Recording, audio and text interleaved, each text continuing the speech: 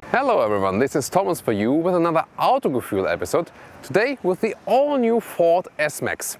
In 2006 there has been the first generation, 2010 there was the latest facelift, and now in 2015 we got the all-new car, the second generation of the Ford S-Max. This one sits below the Ford Galaxy, which is even a little bit bigger, but of course above the Ford C-Max, which is a compact van. So for European taste, this is already kind of a full-size van, and it offers a lot of space on the inside. And we're going to talk about the changes here in the second generation, and it's very interesting because this car is also a technology carrier for Ford. So a lot of things that have been introduced now for the first time are in this car and will also be applied to another Ford cars in the future now. So I'm looking forward to your comments on that car, of course, but now let's join the review with the exterior, interior and of course with the driving experiences.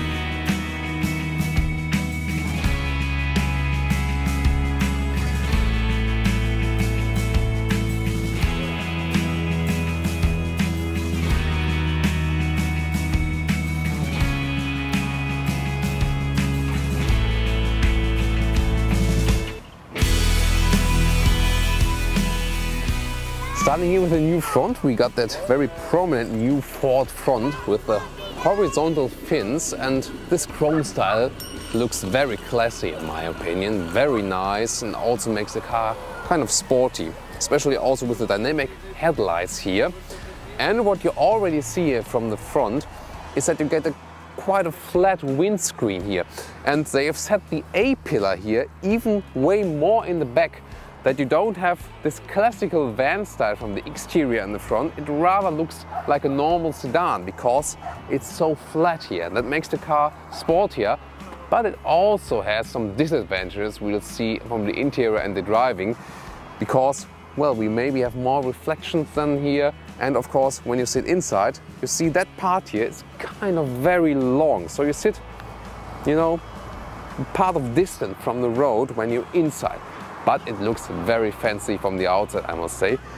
Actually, although it's kind of this big van, it's maybe one of the best looking Fords right now, I think. And two technology details here in the front. You can now also get the LED headlights here optionally or with the higher trim levels. And what Ford has introduced here, we also know it from Mercedes, for example. Behind the front grille you can close these fins then. You can't really see it here right now, but I'm telling you.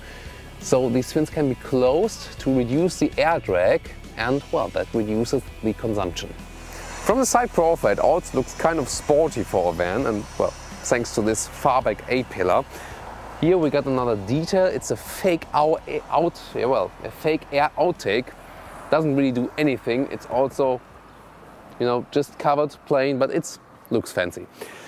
Then we have a dropping line in the height of the door handles. If I touch my hands, by the way, the car closed, because we got the keyless entry option here now in the highest trim level, and of course I can always open the car again.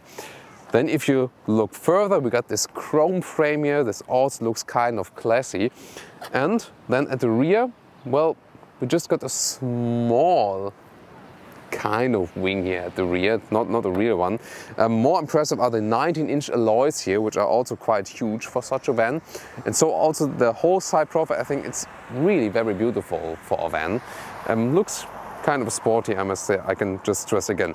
Especially also here with this kind of silver element in the rear lights here. You already see them from the side, so the rear lights are carried way to the side here as well. So finally, let's take a look at the rear here. I think again for a van, very beautiful.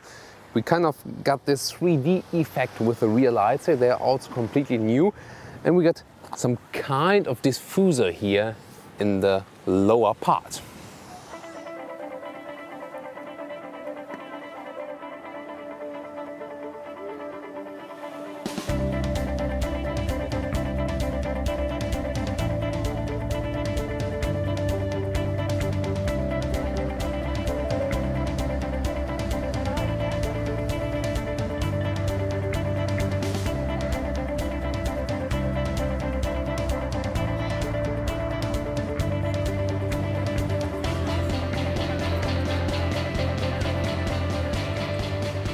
So let's get in the car. The door handle, it's really high class, I must say, very solid. Also just from everything you touch, really good quality, I must say. And then if you come closer here now for the seats, I've opened the window for that purpose here as well. These ones here are the optional seats here in the titanium equipment. You see there's also a mix of fabric and I think it's artificial leather. This kind of here, it's not Alcantara surface, but I think it's very nice surface. I haven't seen it before. It's kind of, well, it's kind of very soft fabric. You see it's also this kind of Alcantara effect, really soft surface, and you sit very well in it. You also got this upright seating position, and I can now just test the seating position again. Well, also the headrest, it's kind of goes a little bit around on the head, so you can really just lay back and relax, maybe even good for sleeping. So really comfortable seating position, and I would also have expected that from a rather huge van. And you see I really sit quite high. Here we also got the electric control, and what is actually quite good, because you know, quite often we show you a lot of extra equipment in the cars because the test vehicles are usually higher equipped. Like you can see everything the car is actually capable of. But in this case here with the S-Max, well, you start at about 30,000 euros, for example, in Germany, but then you don't pay so much more if you pick more of the extra options. So with Ford, you don't need to be afraid of picking a lot of options. So you do not double the price if you pick the higher trim levels. So let's close the window, and do you see that? Kind of a unique feature, haven't seen the window in this case, and I can also see we got this kind of double window here, and that tells us also something about the sound isolation, because now it gets really silent here in this car. So I can just stress the sound isolation is very good.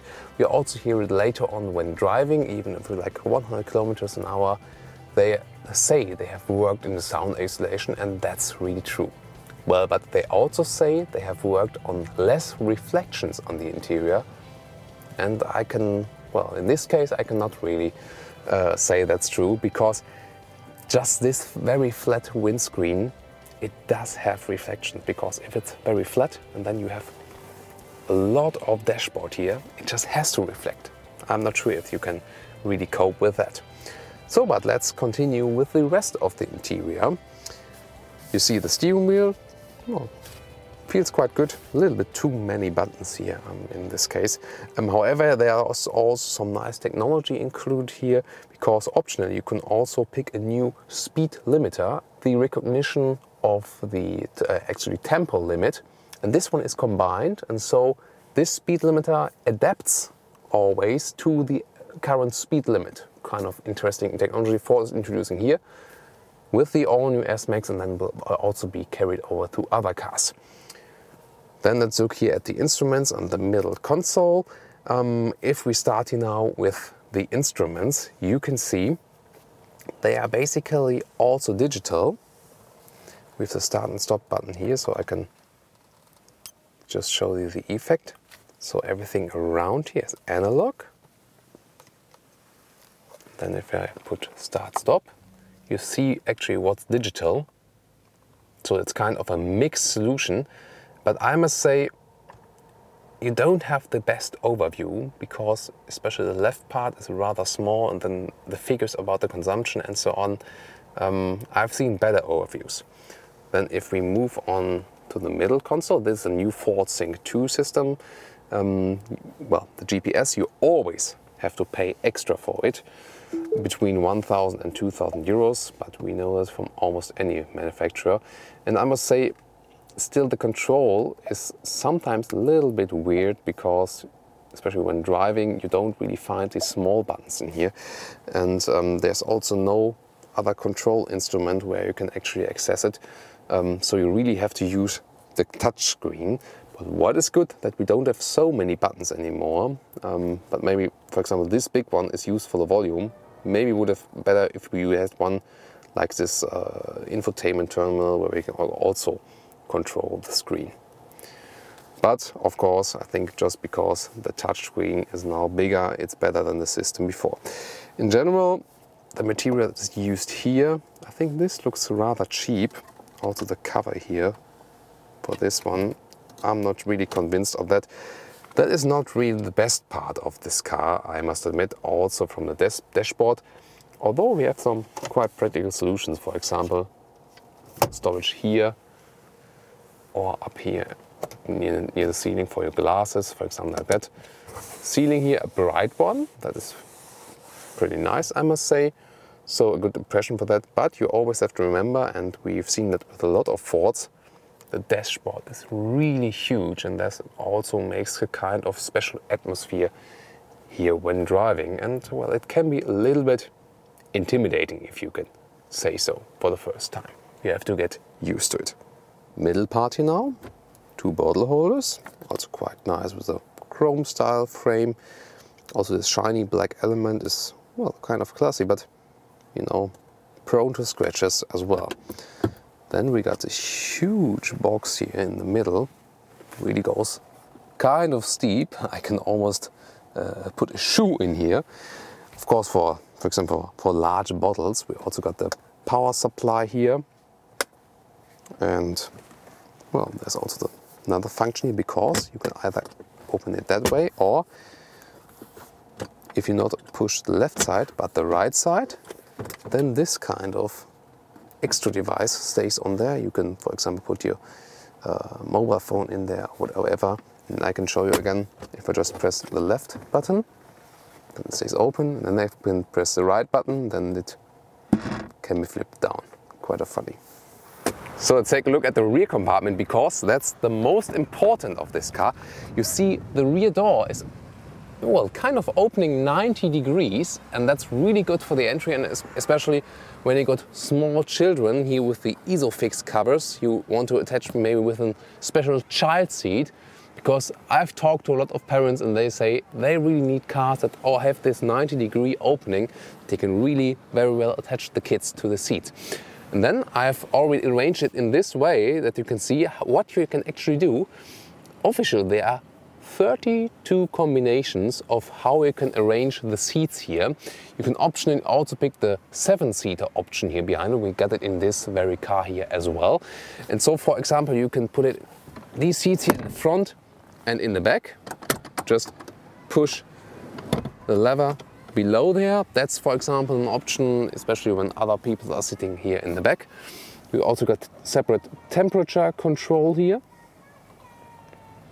for the vents. Also another 12-volt power supply. And we got the same very good fabric material here in the back.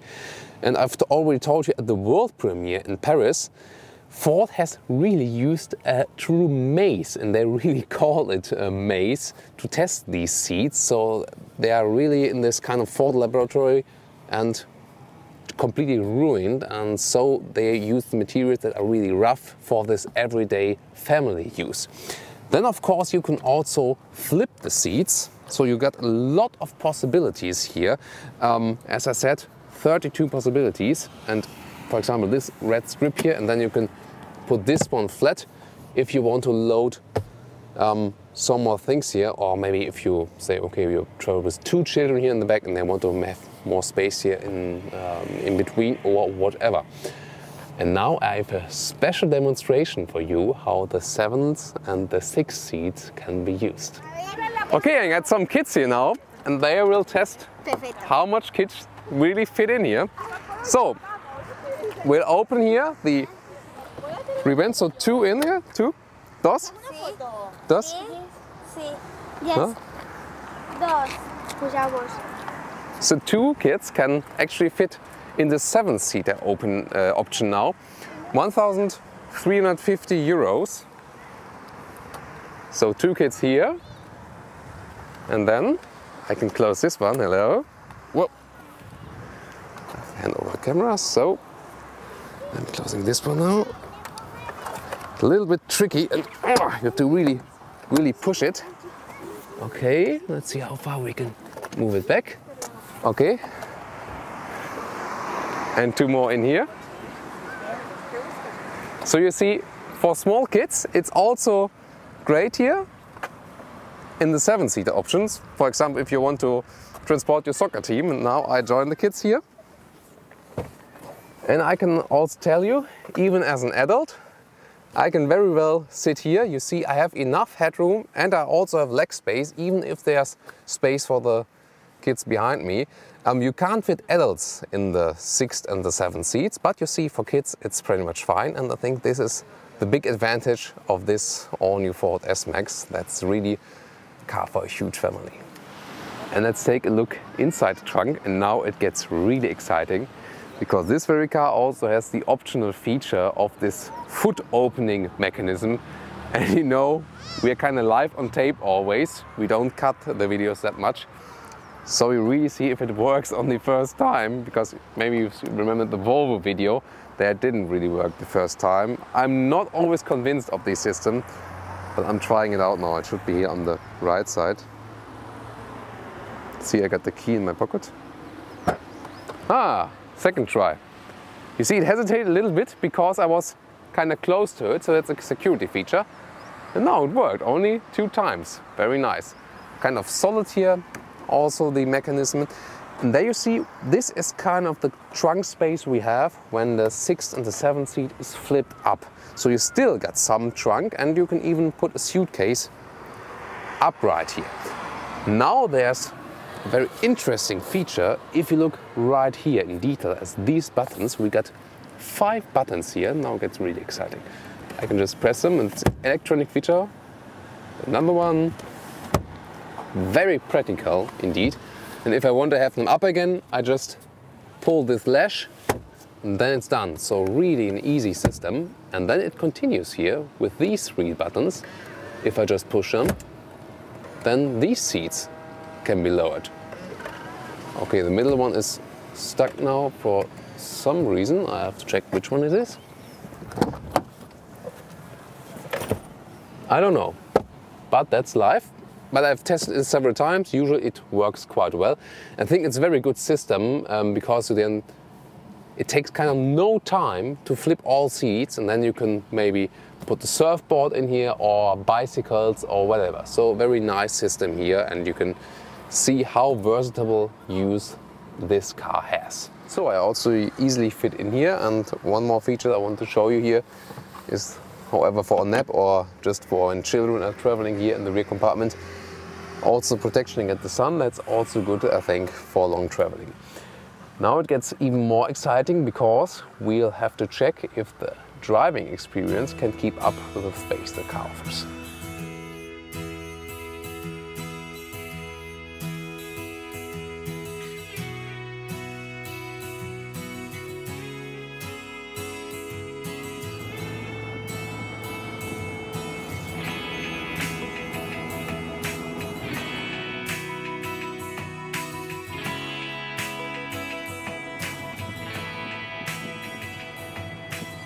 So let's first take a look at the engine. A little bit complicated to open it. Oh, very heavy as well. No hydraulic dampers.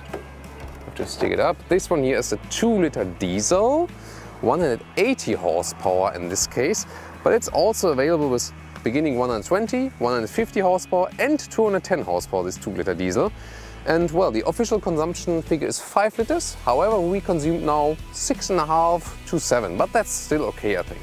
And there's also a 1.5-liter petrol engine with 160 horsepower and a 2-liter turbo petrol engine with 240 horsepower. I can also recommend the turbo petrol engine, I must say, because in general the Ford petrol engines are very good, and the top petrol engine, top turbo petrol engine here with a 240 horsepower already gets about 10 seconds from 0 to 100, and that's, well, pretty massive here for a big sports van. However, I was also quite satisfied with the 2-liter diesel here now as well, but more to that now in our driving perspective.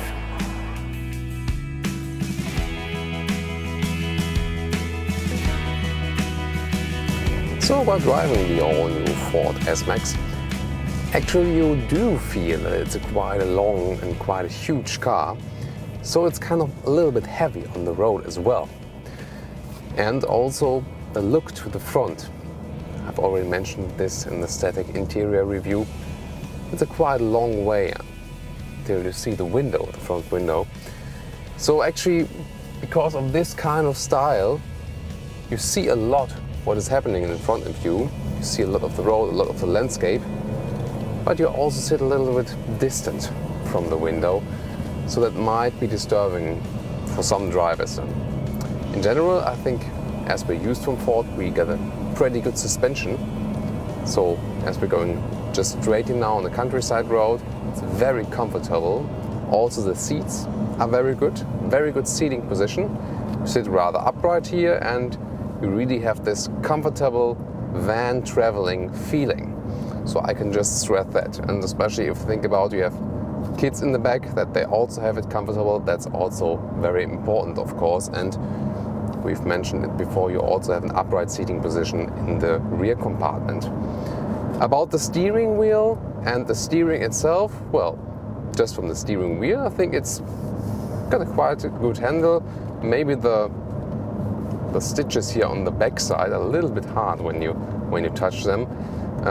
About the buttons on the steering wheel, I think it's a little bit too much for me. Also when driving, you don't really know what to concentrate on. You're not really sure about that.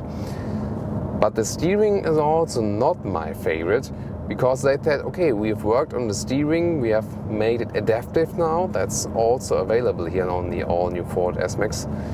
That means when you go faster, it gets a little bit stiffer, and when you go slower, it gets easier to turn. Well, that does help you when parking, for example, but I must say the whole steering feels a little bit artificial.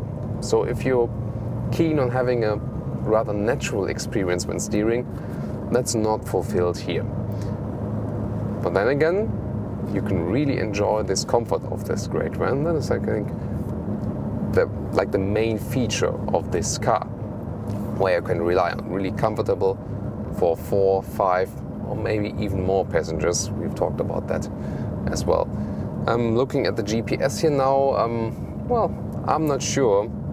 It looks a little bit small. Also, when I put on the buttons, it's a little bit too complicated for me to do like while driving.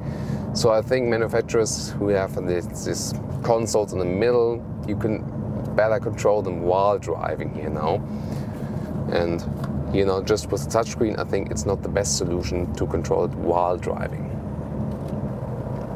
What we're driving as an engine here is the 2-liter diesel with 180 horsepower. And actually it's quite powerful, I must say. When I just put down the throttle, really pushes forward quite well. And this very diesel is also available with 210 horsepower, even more, but I think you don't really need it in such a car, because even when you're on the motorway, you get enough torque really from the diesel also when you want to accelerate even more or overtake someone. However, this diesel is also available with less horsepower, for example 120 or 150. I think the 150 version will also be pretty fine. 120, I'm not sure if that's enough for that car, so I would go for the 2-liter diesel with 150 or 180 horsepower. However, there are also the very good Ford turbo petrol engines for this one available here, either the 1.5 liter or the 2.0 liter. And I actually really love the Ford turbo petrol engines, so I would rather go for them than for the diesels in this case here, because they also sound quite nice, and well, the diesel here doesn't. But in general it serves its purpose, and also the shifting process here is quite smooth, so it gives me a high quality feeling when shifting. So now a rather fast corner, let's see how this big baby behaves. Yeah, it slides me a little bit to the outside, and also this kind of artificial steering comes into play. I don't really feel I have the most control of the car. That's the disadvantage about like the rather big car, the big van here. So as for agility driving, You know, there are some cars that don't really tell you, okay, I'm a really big car. Sometimes they feel smaller than they actually are, but this one rather feels bigger than it actually is. One more important fact about the visibility or the non-visibility. You see, we have this very flat A-pillar, which makes this very nice and dynamic design on the outside. But here on the inside, you see, you have to have another pillar then. And then you have this additional window that you can see more on it. But actually still, you got these two pillars here. And I've tested it even when you're turning. That's maybe the most critical factor.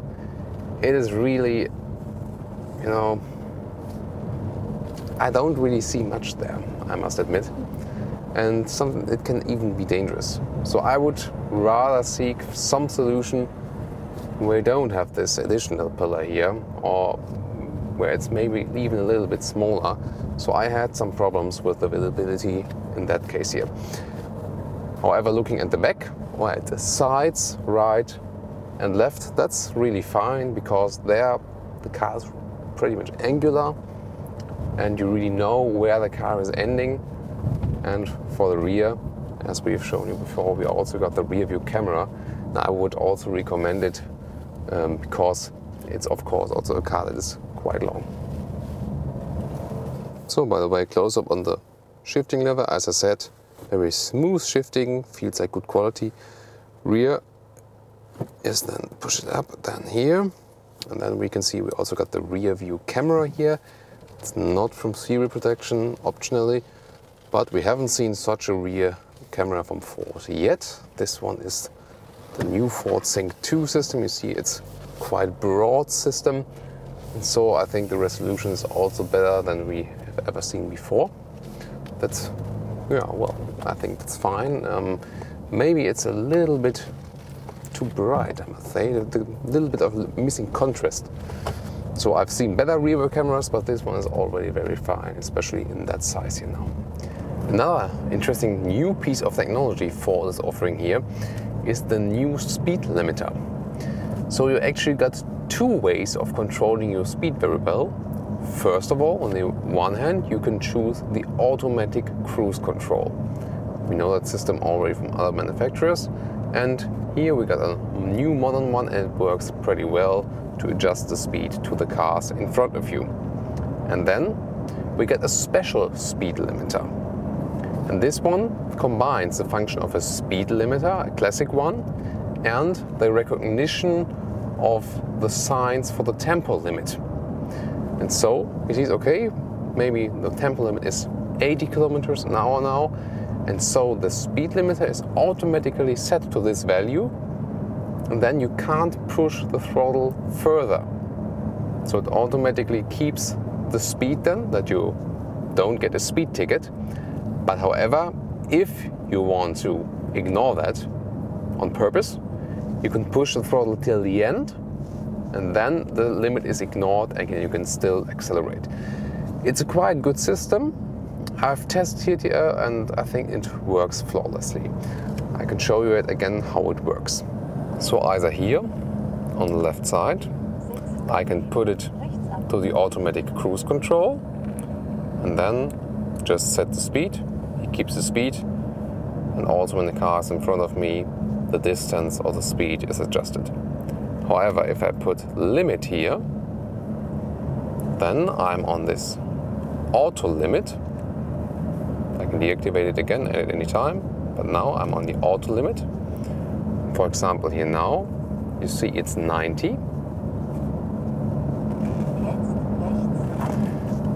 And it stays at that value unless any other sign is realized.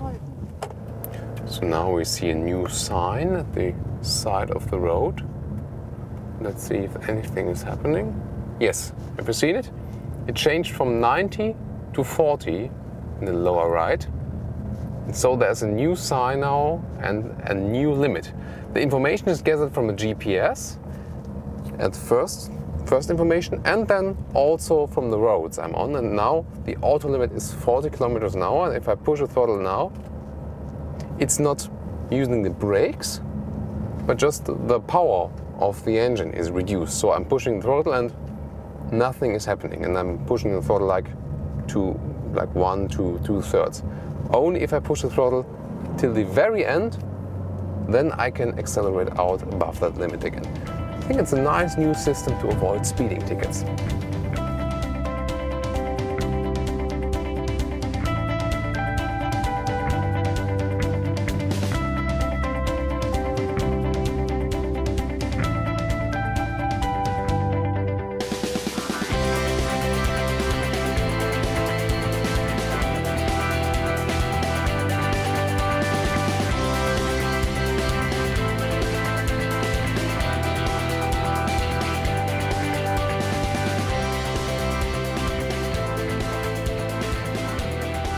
So in the conclusion now, I'm going to tell you what was good and what was rather bad with this car.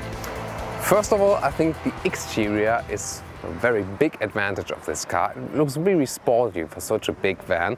And I've talked to a lot of people now as well, and they really say they really fancy this car, and I can just agree. They have done a great job there as well. But the interior quality, well, also comparing it, for example, to the facelift of the Ford C-Max, I think some of the interior quality materials, well, not quite that good. I've expected more there. And you know, it's a car above 30,000 euros here. With some extras, you get close to 40,000 euros. And in this higher van class, I would have expected a little bit more, just from the kind of the look it offers, you know. Also from the controls of the GPS, for example, I'm a little bit disappointed. I think it's too complicated. Also from the temperature controls, I'm not really sure. It's not a car where you sit down and immediately know what is where. I can control everything. You really have to get used to it, and I think that's not really necessary. However, on the good side, it's really the great interior concept, with the extra price for the 6th and 7th seats, 1,350 euros in Germany for that extra option. But even without the extra option, it's really versatile on the interior. Of course, you cannot fit adults on the 3rd seat row, but you know, you don't have to actually. But I've talked to a lot of families here now as we were filming, and they were really surprised of this. I say, okay, it's very beautiful on the outside, and wow, how you can flip the seats here on the inside. They were really astonished, and that shows us that really this car works for the target group Ford is aiming at.